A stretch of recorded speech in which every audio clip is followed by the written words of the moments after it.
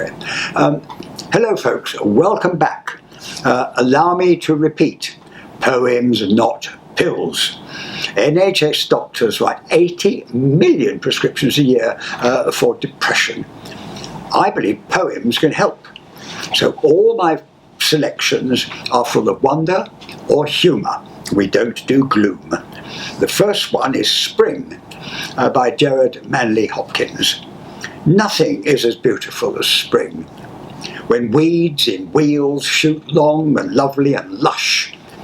Thrush's eggs look like little low heavens, and thrush through the echoing timber does so rinse and ring the ear, it strikes like lightnings to hear him sing.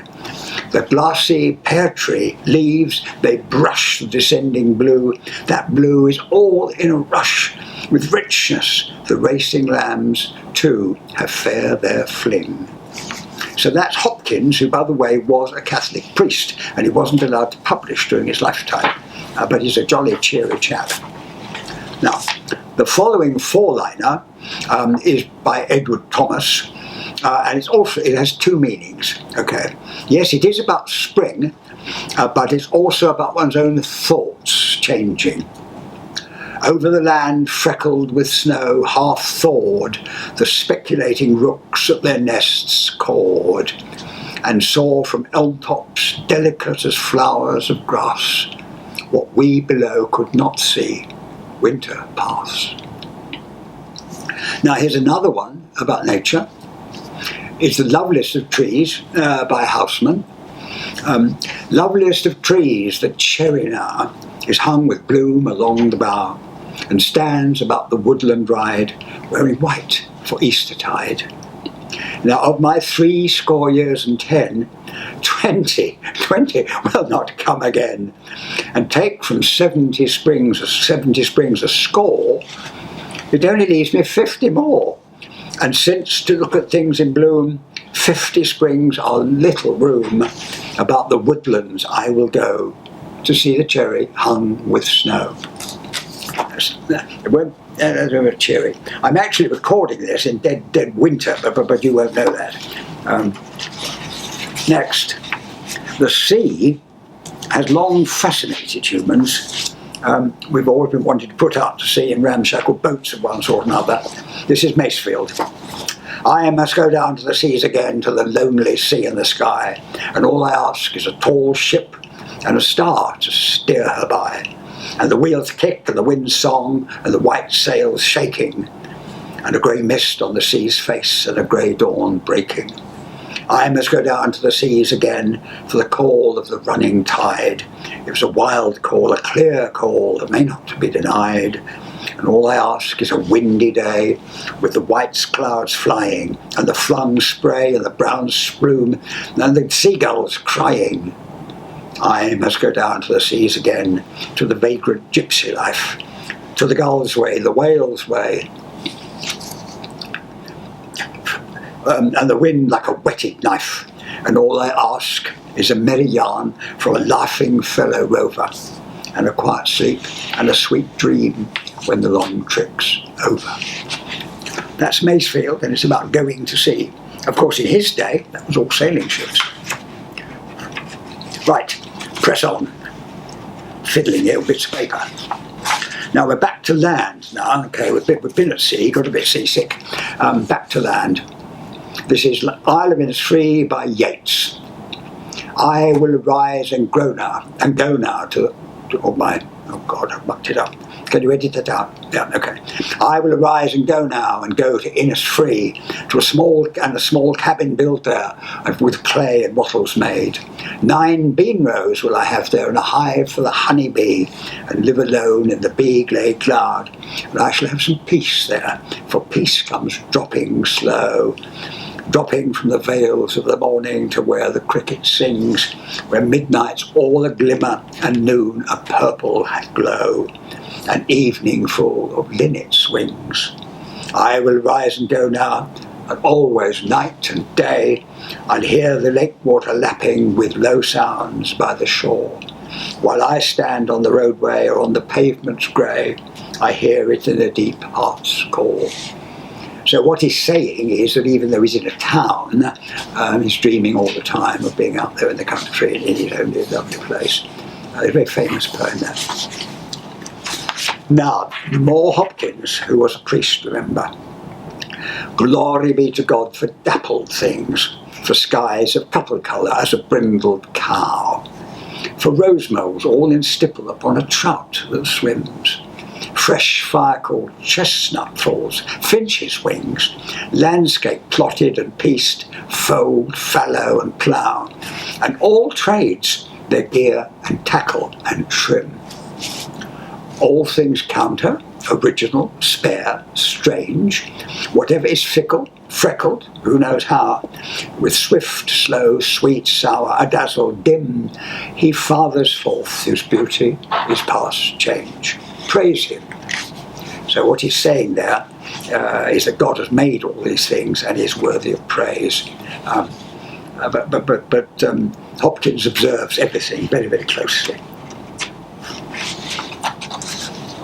Now, we're really down to earth now. John Clare, and we're much earlier, so the language is much earlier. I plan to include snippets from his shepherd's life during this series, for they're all seasonal.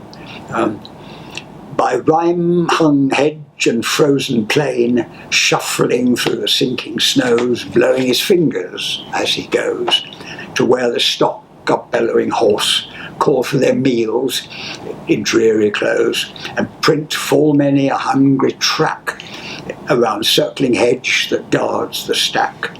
With wiggling tug he cuts the hay, and bears the forkful loads away, and morn and evening daily throws a little heap upon the snows.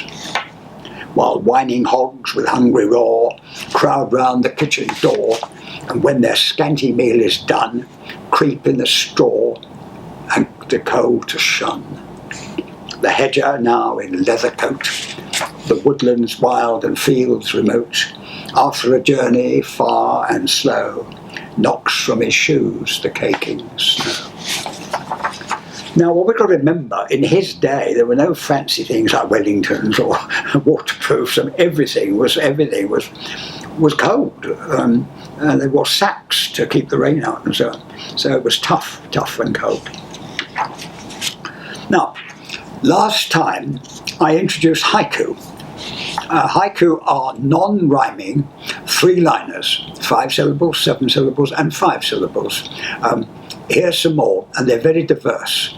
It's a skill one can learn. Dragons defeated, knight errant seeks new challenge. Any suggestions? That's 575, okay? Brilliant warm sun, underfoot crisp, slippery, black stalks, all silver. Spring digging now done, mud scraped from fork, spade and boots, nature's breath pulsates. Dearest dopamine, dreamy Debussy delights, our minds meander. That's a bit aesthetic.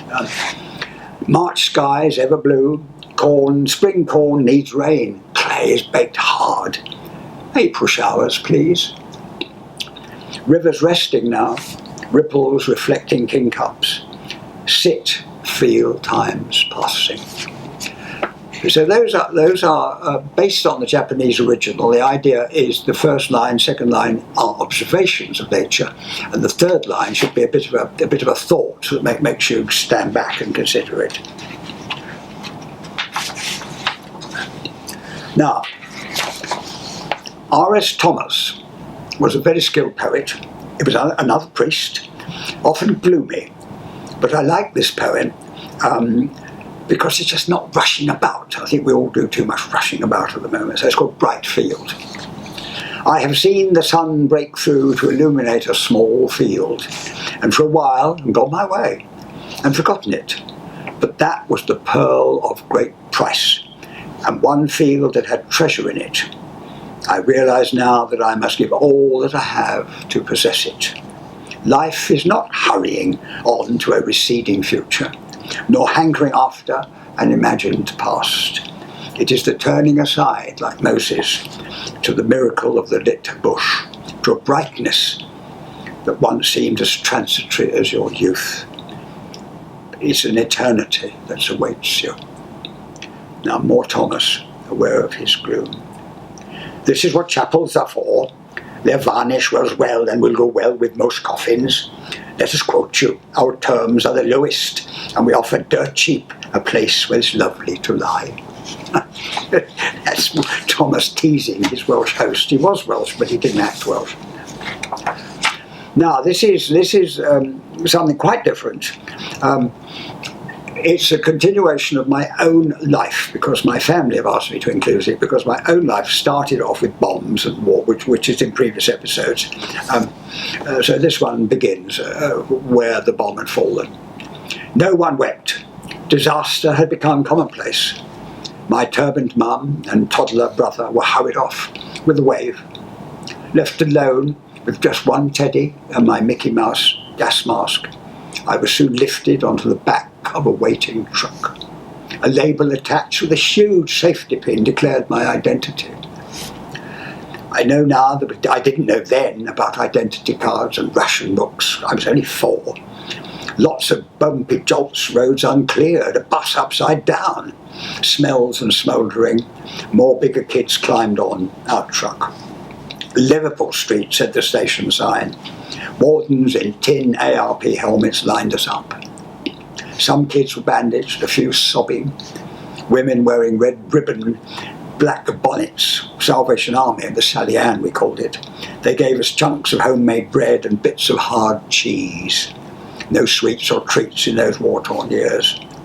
Now, many years later, as with post-traumatic stress, anything at all can set off my scarred gut memories. A Salvation Army trumpeter fundraising, a lad in a lycra tracksuit and trainers, or anything like this can switch me back. A heel down grey socks, a friend still as an old-style whistling kettle. Its sound like time machines me back to the 1940s, because all trains in the 1940s made whistling sounds like kettles. Can't believe it now. The arched roof of the station was clouded, swirling like clouds. The smell of coal, burning locos, the noises of chuffer puffer were all new, never before imagined, and truly amazing for a 4-year-old. Assembled, lined up, obedient, surrounded, but still alone. I was learning that I have 5 senses, and that even this world was wonderful. Some shouting, banging of doors, manhandled in, assorted boys, no girls, no corridor, so a bucket to piss in. Shudder, shake, clank, we were jerked into motion. We were off. To be continued next time. Bye.